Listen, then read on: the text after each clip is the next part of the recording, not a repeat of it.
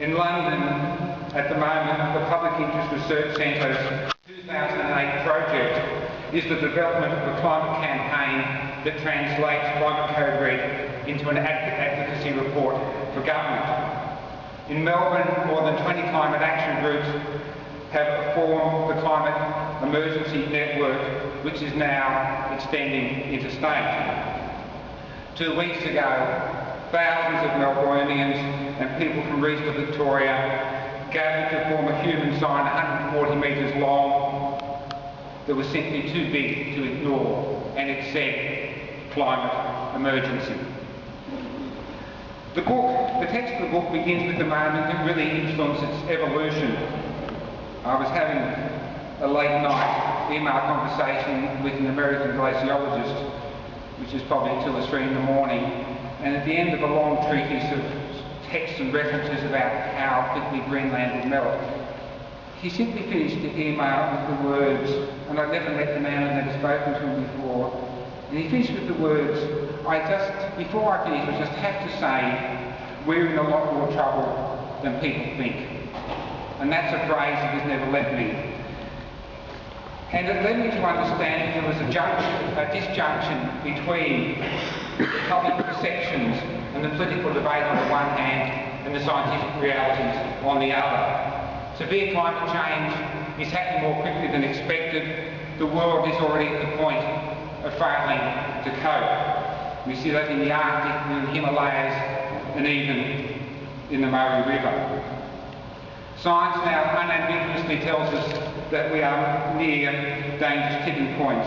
In testimony to the US Congress 2 weeks ago, James Hansen, America's most eminent climate scientist, said that we have all the elements of a perfect storm, a global cataclysm already assembled. But the gap between what is being done and what needs to be done is growing larger and larger. When we have floods or fires or tsunamis or earthquakes, our society goes into emergency mode in an attempt to fully solve the problem. Nicholas Stern in his report 2 years ago said the impact would be worse than the Great Depression and the 2 world wars put together. Yet in the face of that, we act normal and not in emergency mode. To me, it is extraordinary. Those comments about it being worse than expected also help me to understand that climate policy around the world is embedded in a culture of failure and low expectations. We identified climate advocacy that was based on what was politically acceptable rather than what was scientifically necessary.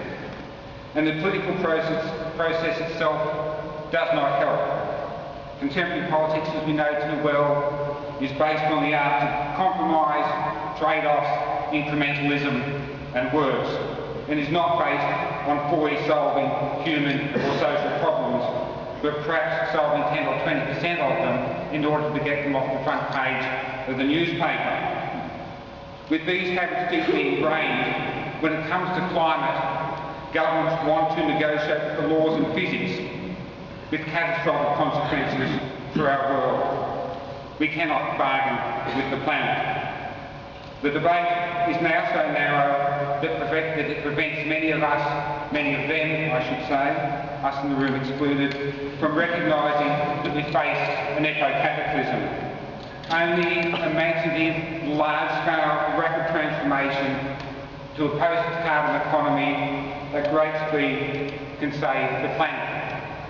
Last sentence by concluding that emergency action on climate is no longer a radical one, it is now simply a necessary one. Thank you very much.